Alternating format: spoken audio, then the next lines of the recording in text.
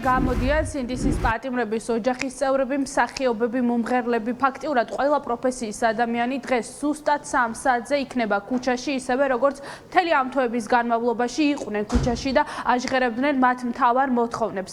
სულ რამდენიმე საათი რჩება იქამდე, სანამ ეს დიდი შეკრება დაიწყება. დღეს შეკრების მთავარი ადგილი 3 საათიდან იქნება ისნის მეტროს მიმდებარე ტერიტორია, სადაც მოქალაქეები შეიკრიბებიან და ამის შემდეგ უკვე დაიწყება ერთობის მარში და ყველა ერთად მსვლელობით გადაინაცვლებს შინაგან საქმეთა სამინისტროსთან. ეს არის კახეთის გზატკეცილზე არსებული შენობა, სადაც მოქალაქეები საკუთარი პროტესტით შეეცდებიან, რომ ხმა გააგონონ ძალოვანი უწყების თანამშრომლებს. ქუჩაში გამოსული მოქალაქეები ამბობენ, რომ ახლა სრული პასუხისმგებლობა სწორედ ეკისრება ძალოვან უწყებას. მათ ახსოვთ ფაქტები, როგორ უსწორდებოდნენ ძალოვანი უწყების თანამშრომლები ქუჩა-ქუჩა ახალგაზრდებს და ამბობენ, რომ ახლა ძალოვანმა უწყებამ შეიმუშავა ახალი მეთოდი, როდესაც შინაგან საქმეთა სამინისტროს თანამშრომლები მიდიან სასამართლოში და აძლევენ მათი განმარტებით ცრუ ჩვენებებს. სწორედ ამიტომ დღეს პროტესტის ეპიცენტრში იქნება სწორედ შინაგან საქმეთა სამინისტროს მიმდებარე ტერიტორია. დღეს ქუჩაში იქნებიან სინდისის პატიმრების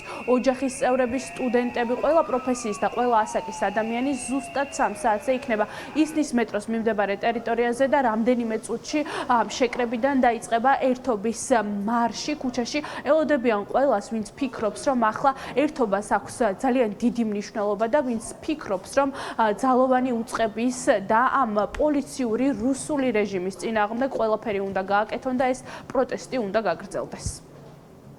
გავაგებინოთ რეჟიმს, რომ არავის მათი არ ეშინია და არც მათი მარწუხების გვეშინია კიდე სხვადასხვა ჩვენს სამართალდამცავ უწყებებში რო არიან გამაგრებულები და იყენებენ ჩვენს პოლიციელებს, ჩვენს სამართალდამცავებს ბინძურ ინსტრუმენტებად ჩვენივე შვილების საწინააღმდეგოდ და მათივე შვილების მომავლის საწინააღმდეგოდ. გავაგებინოთ სწორედ იმ პოლიციელებს, რომლებიც მოწოდებით არიან პოლიციელები, რომლებიც შინაგანად ემსახურებიან ამ ქვეყანას, მაგრამ აი ამ ბინძური სისტემის, ამ საბჭოთა სისტემის მარწუხებში არიან მოქცეული, რომ ეს პოლიციელები, ამ პოლიციელებს ჩვენ დავიხსნით ამ საზღარი სისტემისგან და მივიდეთ ყველა სტრუქტურასთან, ყველა სამინისტროსთან, ყველა ობიექტთან, სადაც ამ ქვეყნის ბედი წყდება და სადაც ამ ისეთი სიტუაცია შექმნილი, რომ აი ამ მექანიზმების დახმარებით ქვეყანა მიყავთ რუსეთში. ჩვენ რა თქმა უნდა გასაგებია რატომ პოლიციასთან, იმიტომ პოლიციასთან, რომ დღეს ქვეყანას პოლიცია არ ყავს, დღეს ქვეყანას ყავს ერთი კაცის დაცვის სამმართველო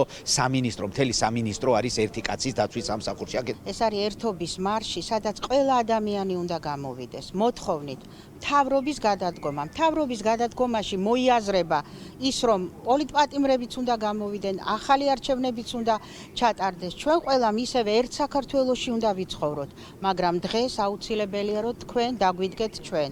ჩვენი შვილები დღეს ციხიდან იბრძვიან. აქ მნიშვნელოვანი არის ჩვენი სიმრავლე, ჩვენი ერთადგომა და ჩვენი ასე ვთქვათ, ერთსულოვნება.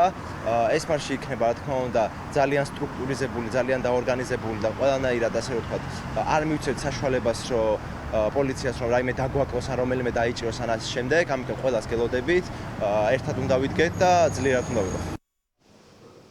ხალხი ფიქრობს, რომ მათი პროტესტის გასაჩერებლად ქართულმა ოცნებამ და ძალოვანმა უწყებამ ყველაფერი გააკეთა, თუმცა ამბობენ, რომ ეს არ გამოვიდათ და ყველა მათი მცდელობა იყო უშედეგო. ამას კიდევ ერთხელ დღეს საქართველოს მოქალაქეები მათი განმარტებით დაამტკიცებენ დღეს, როდესაც ძალიან ბევრი მოქალაქე გამოვა ისნის მეტროს მიმდებარე ტერიტორიაზე და სწორედ ამ ლოკაციიდან უკვე დაიწყება ერთობის მარში შინაგან საქმეთა სამინისტროსთან, სადაც დიდი პროტესტის ეპიცენტრი იქნება.